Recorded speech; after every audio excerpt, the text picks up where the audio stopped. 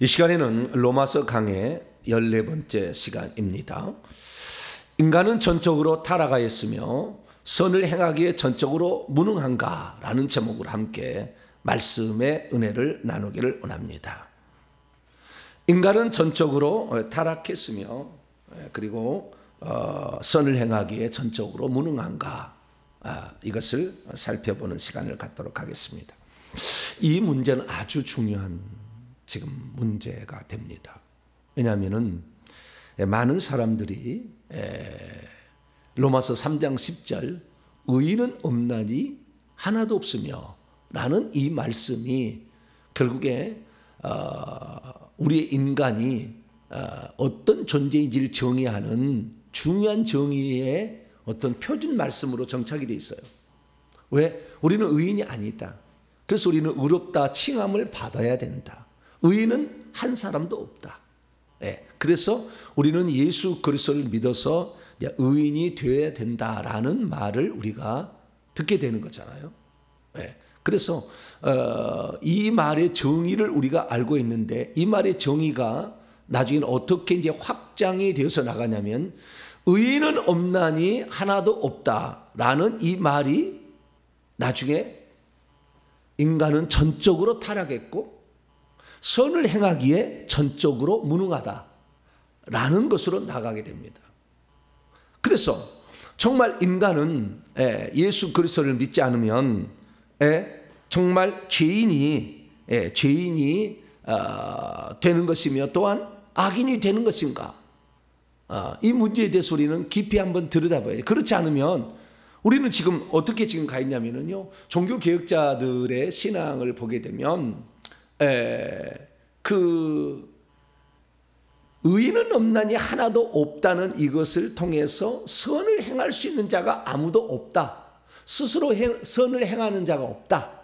이렇게 돼서 전적으로 무능하다. 그러니까 인간의 자유의지는 선을 행할 수 있는 자유의지는 하나도 없고 악을 행하는 자유의지가 많이 있다. 이렇게 해석을 하는 거거든요. 이게 과연 맞는가? 사모님 소리를 조금 올려주세요. 조금 더 이렇게 이 문제에 대해서 우리가 들여다봐야 되는 거예요. 그런데 사람들이 잘 이걸 몰라요. 그러다 보니까 의인은 없나니 하나도 없다는 말은 절대 선을 행하는 자는 하나도 없다. 이렇게 지금 규정되어서 우리는 전적으로 하나님의 주권적인 의지에 의해서 심판을 받을 수밖에 없다. 라는 것으로 이제 고착화되어 버렸어요. 그러다 보니까 우리도 모르게 이 지금 우리가 알고 있는 이런 그 어떤 그 교리적인 이런 그 어떤 늪이랄까요? 이런 데 지금 빠져버렸어요. 조금 더 내려주세요. 어제 수요 기대를 하고 또 방송을 맞추다 보니까 약간 됐습니다. 그래서 우리가 다시 한번 들여다보는데 이것을 제대로 들여다봐요. 인간은 전적으로 타락했으며 선을 행하기에 전적으로 무능한가? 라는 것의 판정 기준으로서 우리가 쓰는 말씀이 로마서 3장 10절에서 12절까지 말씀을 쓴다고요.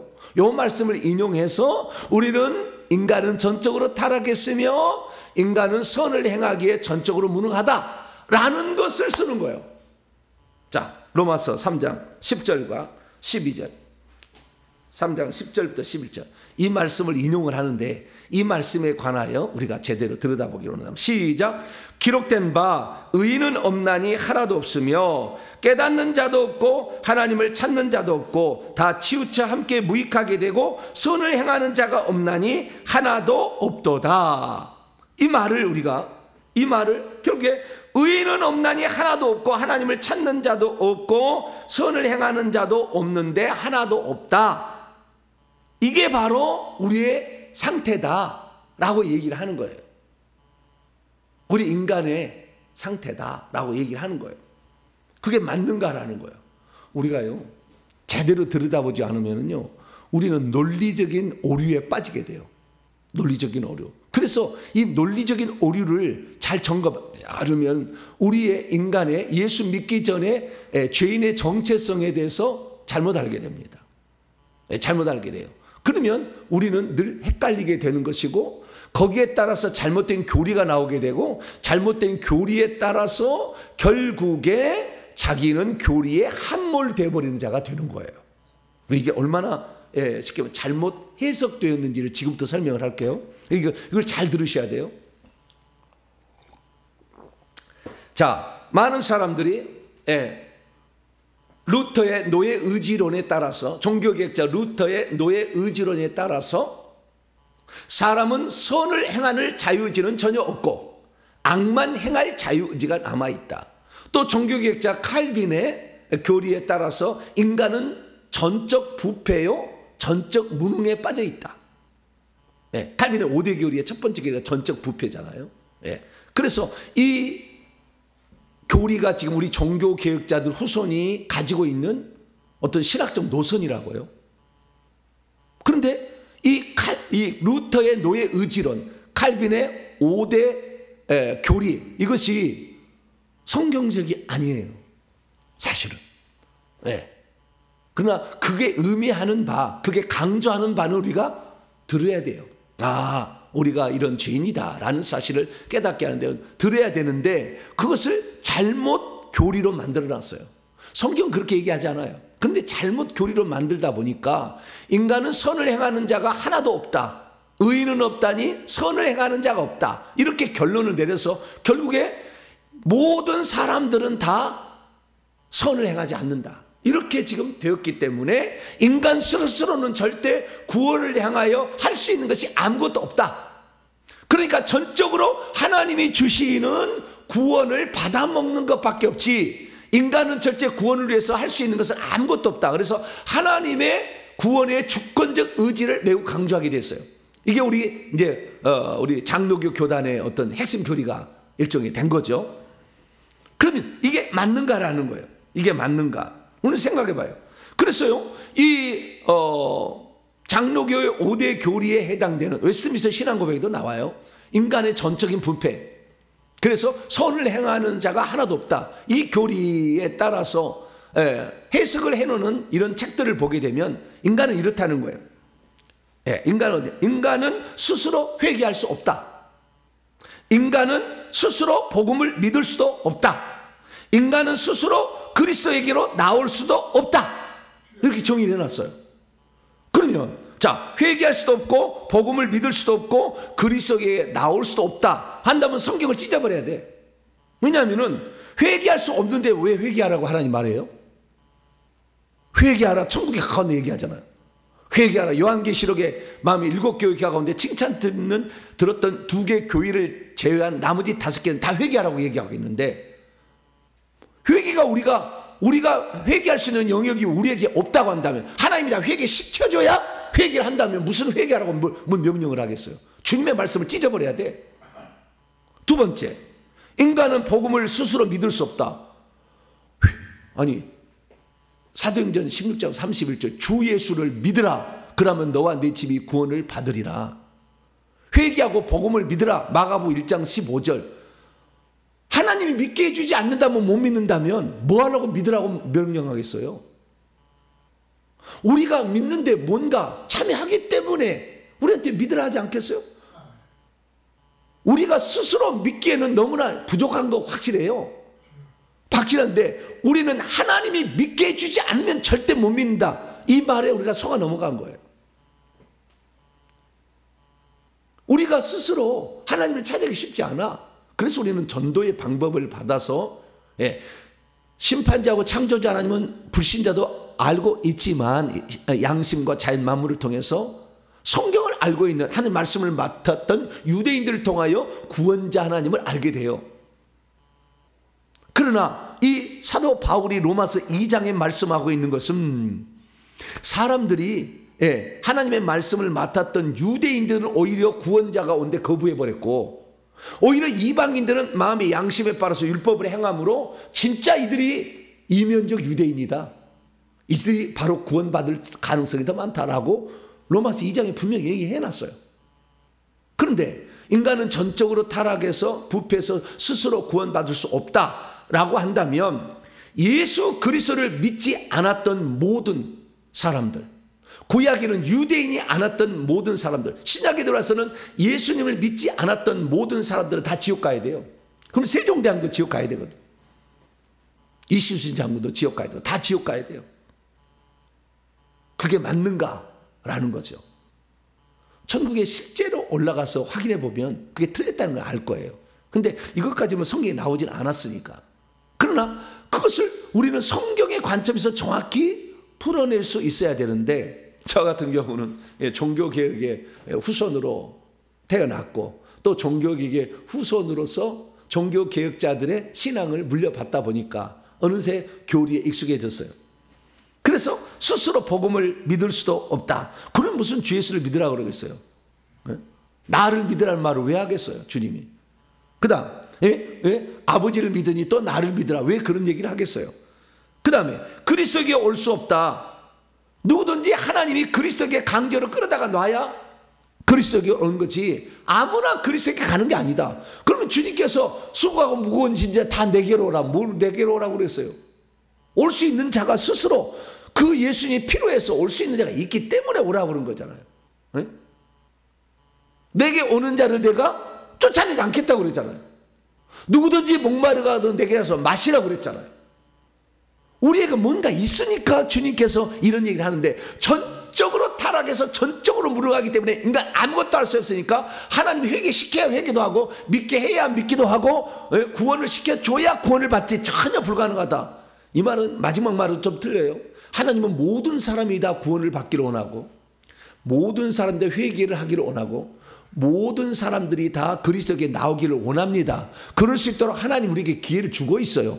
그런데도 불구하고 인간이 마음에 하나님 두기를 싫어하고 자기가 신적 노릇에서 누려보려고 권력을 차지해서 금정은처럼 이렇게 해보려고 하고 쾌락을 즐겨서 나중에는 끝에 동생이까지 즐기는 일로 가는 거예요.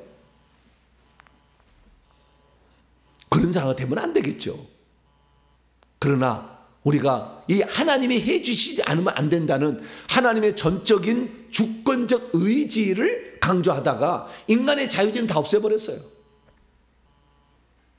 내가 이 새벽에 나와서 말씀 듣는 거 하나님 강제로 주리를 틀어서 합니까? 내 영혼의 미래가 소중하니까 오늘도 나의 육체를 쳐 복종시키는 거지. 내 말씀을 들어보고 결정하는 거 아니잖아요. 자유의지가 들어가는 거예요. 자유의지가 없는 게 아니라고.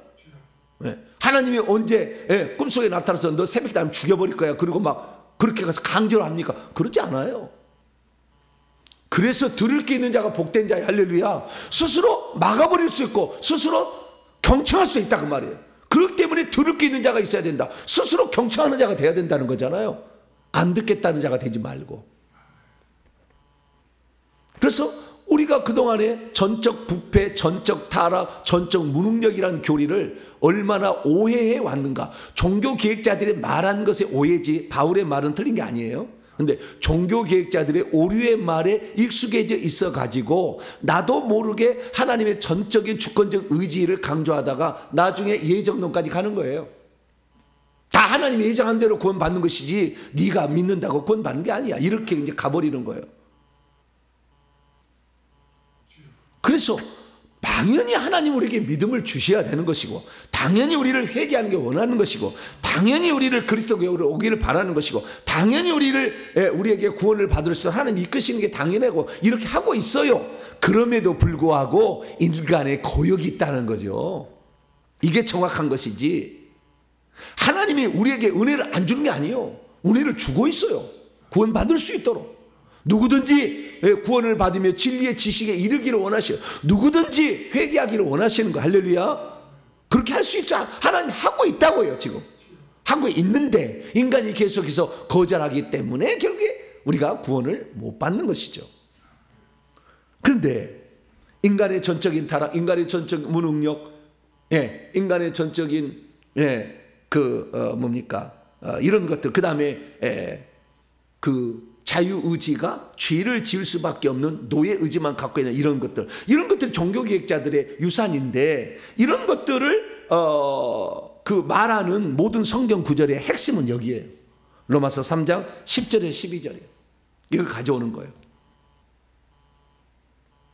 그러면 이것을 우리가 어떻게 지금까지 해석해 왔는가 잘 보세요. 자, 로마서 3장 10절에 12절 잘못 해석해 온 거예요. 그러니까 종교개혁자들의 한 번 가르침에 한 번 딱 빠져버리니까 거기에 소용돌이에서 못 헤어나와요. 그래서 성경에 원래 말씀하고 있는 바울이 썼던 원래 말씀의 뜻을 그렇게 생각을 못 해버려요. 아예 이게 처음부터 잘못된 어떤 해석을 우리가 딱 이렇게 포맷이 돼버리니까 그 안에 못 나오는 거예요. 못 나오는 거예요. 자, 다시 봅시다. 10절에서 12절까지 다시 한번 읽어봅시다. 시작. 기록된 바 의인은 없나니 하나도 없으며 깨닫는 자도 없고 하나님을 찾는 자도 없고 다 치우쳐 함께 무익하게 되고 선을 행하는 자가 없나니 하나도 없도다. 자, 의인은 없나니 하나도 없다. 자, 그러면 제가 질문을 던지겠습니다. 자, 의인이 아닌 반대는 뭘까요? 의인이 없다. 하나도 없잖아요. 그럼 의인의 반대는 뭐예요? 의인의 반대는? 의인의 반대를 어떻게 해석하느냐? 여기에 있는 11절로 12절을 가져와서 해석을 합니다. 사람들이 보세요. 의인은 없나니 하나도 없으며, 그러면 의인이 아닌 자가 누구냐? 11절 12절이요. 깨닫는 자, 스스로 깨닫지도 못하고 스스로 하나님을 찾지도 못하고 다 치우쳐 무익하게 되고 선을 행하지 않는 자, 이런 자가 바로 의인이 아니다라고 해석을 했어요. 누가 해석했냐면 바울이 해석한 게 아니라 종교 계획자들이 그렇게 해석을 했어요. 그러니까 스스로 하나님을 찾지 않으니까 찾도록 하나님이 만들어줘야 된다. 네, 선을 행하도록 만들어줘야 된다. 하나님이 만들어주지 않으면 안 된다. 오늘날 제가 회개 청법을 전하는데요, 우리가 어느 날 좌우지간 죄인임을 깨닫고 예수 그리스도를 믿었어요. 그런데 우리가 믿고 난 다음에 보니까 우리가 거룩한 자가 되어서 하나님의 아들로서 만족할 게 아니라, 하나님의 자식으로서 만족할 것이 아니라 하나님의 기업을 물려받을 상속자가 되기 위해서는 충성해야 되잖아요. 말씀에 순종해야 되잖아요. 그런데 오늘날 하나님의 주권적 의지를, 구원에 있어서 하나님의 주권적 의지를 강조하는 데는 저를 이렇게 얘기하니까 너는 예수 믿고 나서 회개해서 거룩하게 돼야 될 뿐만 아니라 주의 나라를 준비하기 때문에 당신은 충성하라, 하나님 말 순종하라면 나를 행위 굴른 자라고 매도를 해. 예수님이 그렇게 말씀하셨잖아요. 아버지의 뜻대로 행하는 자에 천국에 들어간다고 얘기했기 때문에 그렇게 얘기하면은 그게 맞아야 되는데 함몰되어 있어요. 뭐요? 전적 부패에 함몰되어 버렸어. 이 전적 무능력에 함몰되어 버렸어. 그래서 하나님이 다 해주셔야 한다는 거예요. 그러니까요, 이 칼빈의 5대 교리에 빠져버린 사람들의 특징은 뭐냐면, 내가 예수 그리스도를 믿은 것은 만세 전에 나를 구원할 하나님의 예정에 있었기 때문에 예수를 믿었는데, 만약에 내가 예수를 믿는 이 믿음에서 떨어져서 구원을 받지 못한다면 반드시 나를 하나님이 회개를 시킬 거다. 그래서 회개시킬 때까지 기다리는 거예요. 그리고 회개를 시키지 않는다 한다면 나의 구원은 안전한 거다. 이렇게 스스로 판단을 해. 그래서 주님이 나에게 이렇게 이 정도면 나는 구원받을 수 있다고 생각하는데, 사실은 얼마나 음란하고 얼마나 거짓말하고 있고 얼마나 탐심, 욕심, 시기심 많아요. 얼마나 혈기분노가 많아요. 그래도 나는 예수 그리스도를 믿으니까 나는 구원받겠지라고 얘기하는 거죠.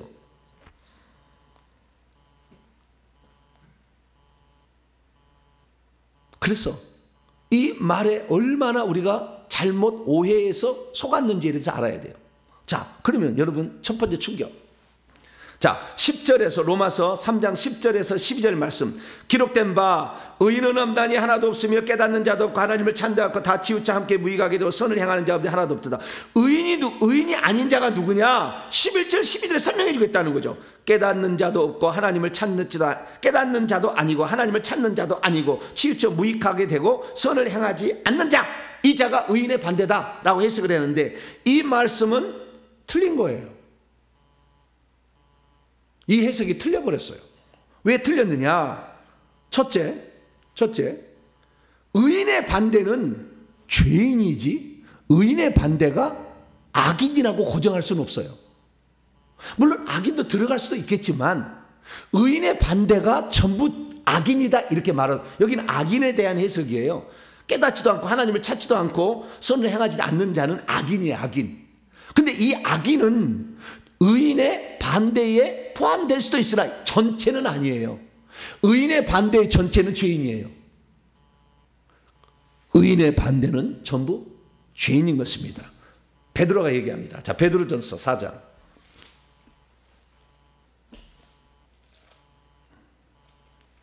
베드로 4장 17절, 18절, 19절까지. 17, 18, 19절 시작. 하나님의 집에서 심판을 시작할 때가 되었나니 만일 우리에게 먼저 하면 하나님의 복음을 순종하지 아니한 자들의 그 마지막은 어떠하며 또 의인이 겨우 구원을 받는다면 경건치 않은 자와 죄인은 어디에 서리요. 그러므로 하나님의 뜻대로 고난을 받는 자들은 또한 선을 행하는 가운데 그 영혼을 미쁘신 창조주께 의탁할지어다. 의인의 반대는 죄인이에요. 그러니까 죄를 지어서 의인이 되지 못하는 것이고 그래서 죄인이 되는 거예요. 그런데 많은 사람들이 지금 전적 부패, 전적 무능력을 얘기할 때는 의인의 반대는 악인이다. 악인은 하나님을 찾지도 않고 선을 행하지도 않는다. 하나도 없다. 이렇게 딱 못을 박아버렸어요. 그런데 이것은 악인에 대한 설명이지 죄인에 대한 설명이 아니에요. 사도 바울이 로마서 3장 10절 9절부터 지금 얘기하는 것은 뭐냐면 9절부터 20절까지 얘기하는 유대인이나 헬라인이나 모든 사람이 하늘 아래 다 죄인이다. 죄를 1장에 21개 항목이 있잖아요. 이 죄를 짓는 죄인이다.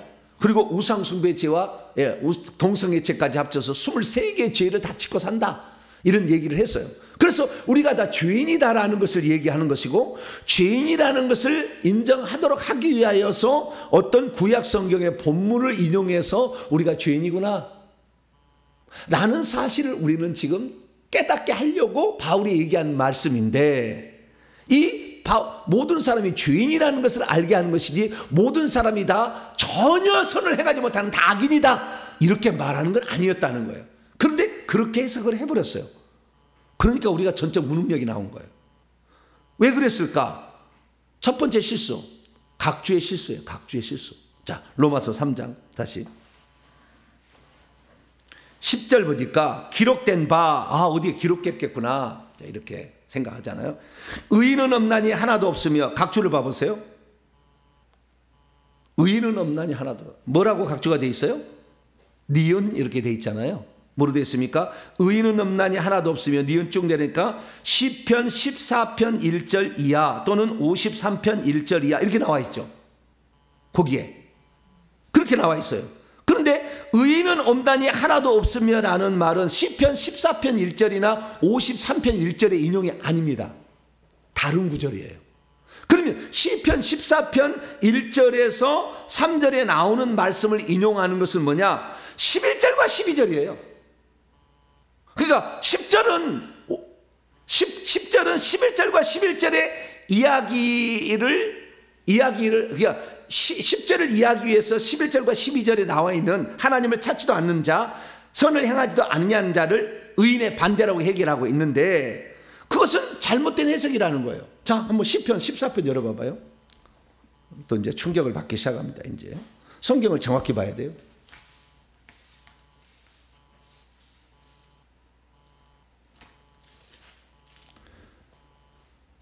자, 하나님이 없다고 하고요.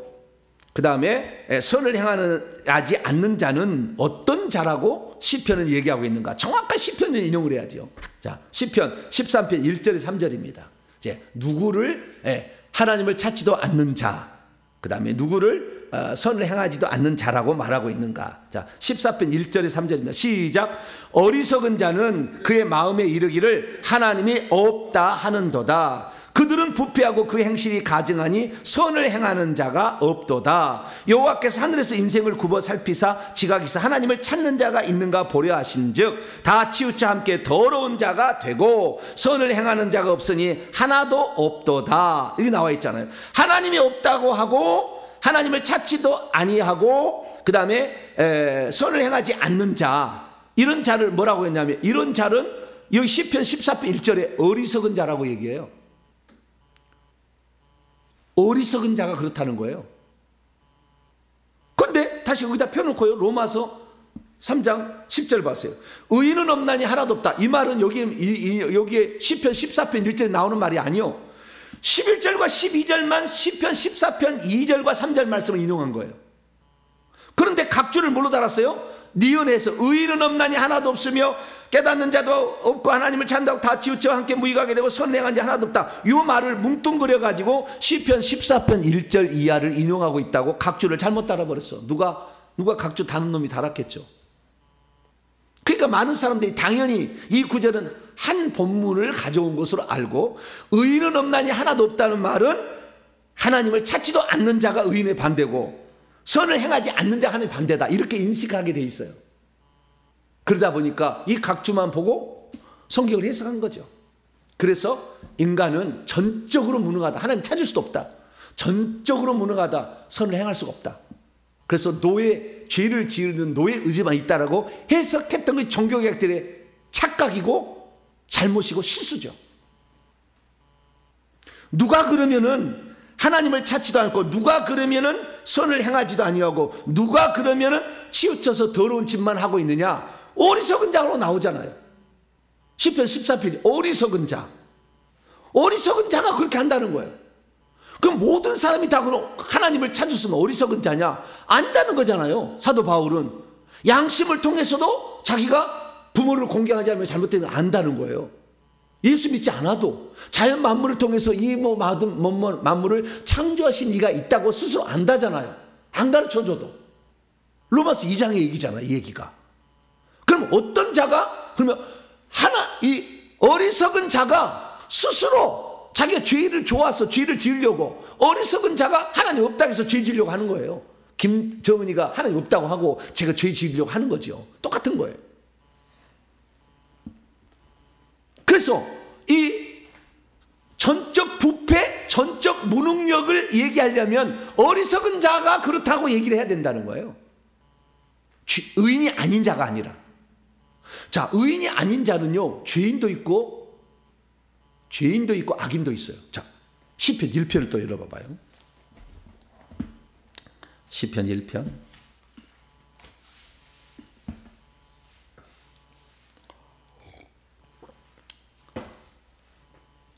의인의 반대는요, 악인도 있고 죄인도 있어요. 자, 1절입니다. 시작. 복 있는 자들은 악인의 꾀를 따라가지 아니하며 죄인들의 길에 서지 아니하며 오만한 자들의 자리에 앉지 아니하며. 이게 복 있는 사람은 악인들의 꾀를 따라가서도 안 되고 죄인들을 따라가서 안 돼요. 다르게 구분을 하고 있어요. 자, 4절부터 6절. 4절 시작. 악인들은 그렇지 않으며 오직 바람에 나는 겨와 같도다. 그러므로 악인은 심판을 견디지 못하며 죄인들이 의인들의 회중에 들지 못하리로다. 무릇 의인들의 길은 여호와께서 인정하시나 악인들의 길은 망하리로다. 악인들이 망해요. 악인들이 지옥 갑니다. 악인들이. 죄인들이 지옥 간다고 말하기는 어려워요. 왜냐하면 죄인들은 지옥에 갈자 죄인이어가지고 믿어서 친의인이 되었지만, 이 사람이 행위로서 열매가 없는 사람은 나중에 성 밖으로 갑니다. 불못에 안 가고. 불못에 간 사람도 있겠죠. 그러니까 의인의 반대를 악인이라고만 정의하면 안 됐어요.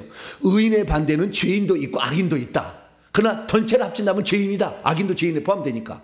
이렇게 설명을 했어야 되는데, 이 처음부터 가정을 의인의 반대는 악인이다, 하나님을 찾을 수도 없고 선을 행하지도 않는다, 그래서 이렇게 정의를 내려니까 인간의 전적 부패, 전적 무능이 나왔고, 그러다 보니까 하나님의 주권적 의지로 구원해 주지 않으면 너는 절대 예수 못 믿는다고 해버린 거예요. 이 오류가 나와버렸어요. 그러면 의인은 없나니 하나도 없다는 말은 왜 사도 바울이 인용했느냐? 이것을 시편 14편에 인용한 게 아니에요. 어디 인용하냐면 전도서 7장을 의지했어요. 자, 전도서 7장을 따라봐요.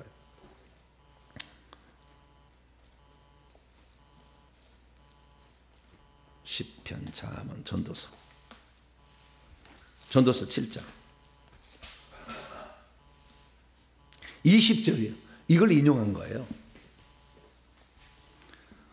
전도서 7장 20절 시작. 선을 행하고 전혀 죄를 범하지 아니하는 의인은 세상에 없다 이잖아요. 선을 행하고 전혀 죄를 범하지 아니하는 의인은 세상에 없어요, 없어요? 맞죠? 선을 행하고 전혀 죄를 범하지 아니하는 그런 의인은 세상에 존재하지 않아. 성경에서요, 구약성 읽어보게 되면은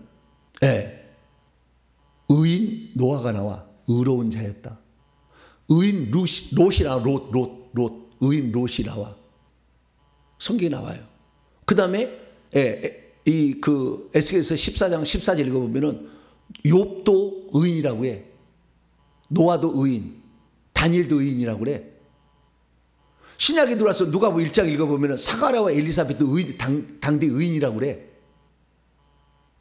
심지어 사도행전 10장에 들어가게 되면 고넬료도 의인이라고 그래. 그러면 그들이 죄를 하나도 안 짓는 의인이냐? 그렇게 말할 수는 없죠.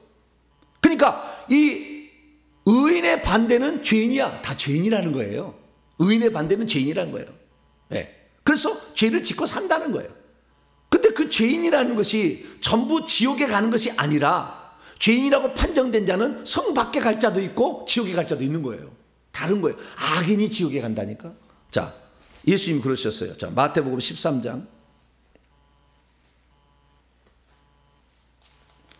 누가 불못에 던져지느냐? 누가 불못불에 들어가게 되느냐? 자, 마태복음 13장 49절로 50절. 이 마태복음 강의를 들어보셔야 돼요. 그러면은 사람의 그 미래가 세 종류로 나와요. 세르삼 성 안에 들어갈 자, 성 밖으로 갈 자, 그 다음에 불못에 떨어질 자. 세 가지로 나와요. 이게 마태복음 25장의 세 가지 비유예요. 먼저 자, 마태복음 13장 49절 50절 읽습니다. 시작. 세상 끝에도 이러하니라. 천사들이 와서 의인 중에서 악인을 갈라내어 풀무불에 던져 넣으리니 거기서 울며 이를 풀무불은 지옥이에요. 지옥불에 던져낸다는 거예요. 의인 중에서 악인이 불못에 가는 것이지 죄인이 다 불못에 가는 거 아니에요. 성 밖으로 갈 자가 많아요. 그래서 우리는 정확하게 성경을 해석해야 되는데 성경을 해석하지 못했습니다.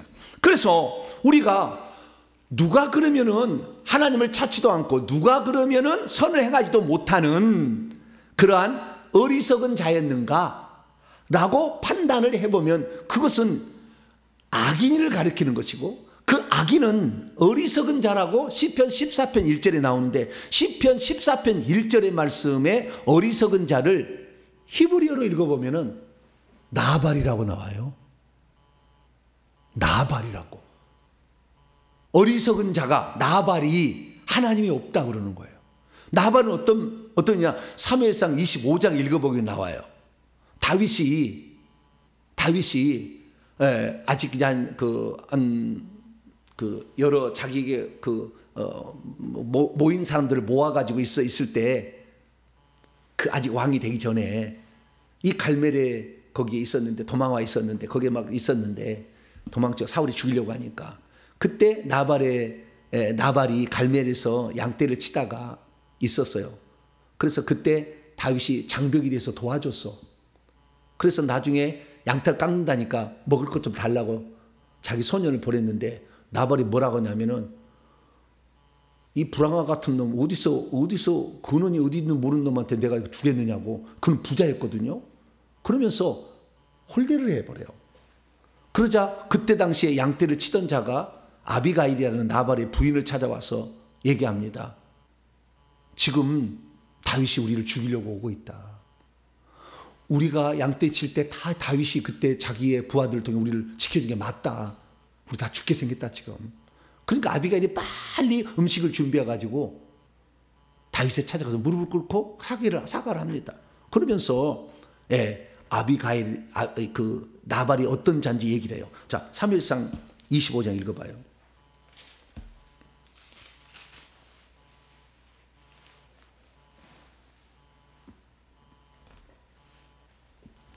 (24절) (25절) (23절부터) 사무엘상 25장 23절 25절 읽습니다. 시작. 아비가일이 다윗을 보고 급히 나귀에 내려 다윗 앞에 엎드려 그의 얼굴을 땅에 대니라. 그녀가 다윗의 발에 엎드려 이르되 내 주여 원하건대 이 죄악을 곧 내게로 나에게 돌리시고 나에게 돌리시고 여종에게 당신의 귀에 말하게 하시고 여종의 말을 좀 들어주소서. 원하건대 내 주는 이 불량한 사람이라는 것은 뭡니까? 벨리알이라는 뜻이요. 히브리어 보면 벨리알인 나발을 개의치 마옵소서. 그의 이름이 그에게 적당하니 그의 이름이 나발이라 그는 미련한 자이야. 미련한 자란 말이 나발이한테 이게 어리석은 자예요. 해석을 이렇게 번역을 이렇게 했을 뿐이야. 미련한 자, 시편 14편 1절에 미련한 자, 어리석은 자로 나오는 거예요. 어리석은 자는 하나님이 없다고 하나니 무익하게 다 치우쳐 행하고 악을 행하고 선을 행하는 자 없다 이렇게 나오는 거예요. 이 말은 나발을 말하는 거예요. 이게 나발은 어땠습니까? 은혜를 받은 것을 악으로 갚잖아. 악인이잖아. 자기가 얼마나 양떼를 보호받아서 지금 양털을 깎게 되는 축복을 받았는데 자기를 도와준 사람 배은 망당하잖아. 이렇게 내치고, 예? 뭐라고 얘기하냐면 여기요, 예? 응? 이 나쁜 그러니까 3일성 25장 10절 11절 말씀 보면은 나발이 다윗의 사원들에게 대답하여 이르기를 다윗이 누구며 이새의 아들은 누구냐? 요즘에 각기 주인에게서 억지로 떠나는 종이 많도다. 내가 어찌 내 떡과 물과 내 양털 깎는 자를 위하여 잡은 고기를 가져다가 어디서 왔는지도 모르는 이 불황아 건달 같은 놈들에게 내가 주겠느냐? 아주 은혜를요 아주 악으로 갚아요. 그래서 다윗이 죽여버리려고요 600명의 군사를 거느리고 가고 있을 때 그의 부인 현명한 아비가일이 빨리 달려가서 다윗의 마음을 움직이고 혹시 다윗이 왕이 될 텐데 혹시 실수해가지고 사람들을 죽였다는 말을 들으면 당신의 입에 누가 되지 않겠습니까? 아까 말을 하니까 다윗이 깜짝 까달라. 오, 그렇지. 그래가지고 돌이켜. 그 장면이 나와요. 그러다가 이 아비가일이 갔다가 돌아와서 이 얘기를 해주니까 몸이 굳어져 버려. 아마 뇌출혈을 받은 것 같아. 그러다가 중풍으로 굳어서 10일 만에 죽어버려요. 그러자 이 얘기를 듣던 다윗이 아비가일에게 사람을 보내서 자기의 두 번째 부인으로 취하죠. 미갈 다음에. 그래서 길르압이라는 아들을 낳게 되는데 이 다윗의 아내가 돼요. 현명한 여인 아비가일. 여기서 보니까 누가 어리석은 자요 누가 악인이냐, 하나님이 없다고 하고 아주 배은망덕한 죄를 짓는 자잖아요. 네, 이런 자들이 악인이라는 거예요. 그게 악인은 로마서 3장 11절 12절에 나오는 하나님도 찾지도 않을 뿐만 아니라 선을 행하지 않는다 이런 거지. 의인이 없나니 하나도 없다는 것은 다른 말이요. 이것은 선을 행하며 죄를 짓지 아니하는 사람, 이것을 의인이라고 말하는 것이고. 그래서 이 바울은 로마서에서 말씀하고 있는 것은 의인이 없나니 하나도 없다는 말은 모든 사람이 다 죄인이다. 죄를 하나도 안 짓고 살 사람은 없다. 죄인이다 그 말이지 모든 사람은 악이라고 매도한 게 아니요. 그런데 어떤 사람이 죄인인지를 알게 하기 위해서 구약성을 인용했는데 그 인용이 악한 자를 해야만이 분명히 죄인이 뭔지를 알 수 있으니까 그 구절을 따왔는데 그 구절 두 구절을 전도서 7장 20절하고 시편 14편 1절 3절을 합쳐가지고 하나의 문장이라고 각주를 달아놓고 그렇게 해석을 해서 의인은 없으면 다 너희들 다 하나님 찾지 않아. 너희들 스스로 하나님 찾을 수 없어. 너희들은 구원받을 수 없어. 너희들은 다 선을 행할 수 없어. 하나도 없어. 얼마나 우리나라 예수 믿지 않는 사람들이 구제 많이 하고 얼마나 많이 했는데요. 선을 행하는 게 많았는데 예수 안 믿는 사람도 양심 있잖아. 그런데도 그렇게 매도를 해서 하나님이 아니면 너는 구원받을 수 없다. 스스로 절대 구원을 향하여 나올 수도 없다. 이렇게까지 얘기를 해버리므로 하나님의 주권적 의지를 절대 예정론까지 가져가가지고 나중에 하나님이 너를 예정하였으면 너는 구원도 못 받는다. 이때 너를 지옥 가기도 예정했으면 얼마나 하나님께 원망할 거요. 그런 얘기를 전혀 하지 아니하고 자기를 구원하는 것만 예정했다고 얘기를 하는 거예요. 그래서 우리는 성경을 잘못 해석한, 로마서를 잘못 해석했어요. 자, 로마서 다시 들어봐요. 지금 바울이 지금 악인을 얘기하려고 한 게 아니라 모든 사람은 죄를 지었다. 죄인이다. 유대인이나 헬라인이나 다. 그 얘기 하려고 지금 인용한 거예요. 그러니까 이 인용 구절은 뭘로 봐야 되냐면 모든 사람이 죄인이다 라는 것으로서 들어가야지. 모든 사람은 악인이니까 완전 끝나버렸어. 이렇게 하려고 한 게 아니었는데 그것을 자기의 교리를 만들기 위해서 루터는 죄를 지을 수 있는 노예의지만을 갖고 있다는 교리를 만들기 위해서, 바울은 아니 뭡니까 칼빈은 예정론을 만들기 위해서 전적 부패라는 교리를 만들어낸 거예요. 자, 로마서 3장. 그러면 바울이 말하려고 하는 의도는 뭐냐? 이게 중요해요. 바울이 말하려는 의도는 뭐냐? 그 구절도 두 구절이 다른 구절에서 가져왔는데 한 구절로 합쳐가지고 해석을 해가지고 몽떡을 해서 사람을 악인을 만들어요. 자, 로마서 3장. 이거 10절로 12절까지 말씀은 어떤 말씀이냐면 9절 때문에 나온 거예요. 9절 때문에. 구절을 설명하기 위해서 인용 구절이요. 자, 9절 읽습니다. 시작. 그러면 어떠하냐? 우리는 나으냐? 결코 아니라 유대인이나 헬라인이나 다 죄 아래 있다고 우리가 이미 우리는 다 죄인이다. 유대인이나 이방인이나 다 죄인이다. 이거 얘기하려고 인용 구절을 가져왔는데 죄인이란 말은 빼버리고 모든 사람은 악인이다. 하나님 없다고 하고 다 악인이라고 전혀 선행하지 않는다. 아니, 선행한다니까. 선행한 자 있다니까. 예수 안 믿어도.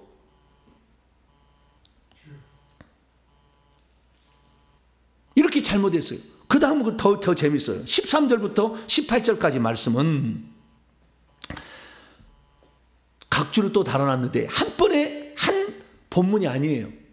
그러니까 로마서 3장 10절 기록된 바 해가지고 나오는 구절이 각자가 10절은 전도서 7장 20절이고 11절 12절은 시편 14편 2절 3절 말씀이고 13절부터는 시편 5편 9절, 시편 140편 3절, 시편 10편 7절, 이사야 59장 7절, 시편 36장 36편 1절을 인용한 각기 다른 구절들을 가져왔어. 왜? 모든 사람 다 죄인이다 라는 말을 알게 하기, 깨닫게 하기 위해서 구약 성경에 여러 흩어지던 말씀을 다 가져왔다는 거예요.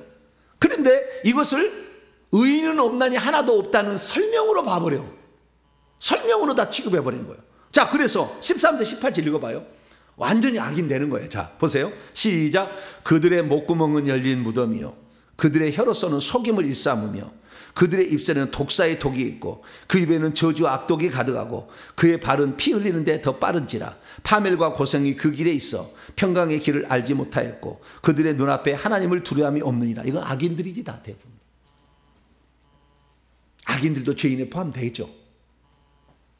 그래서 이 사도 바울이 말하려고 하는 바를 종교기획자들은 잘못 해석한 거예요.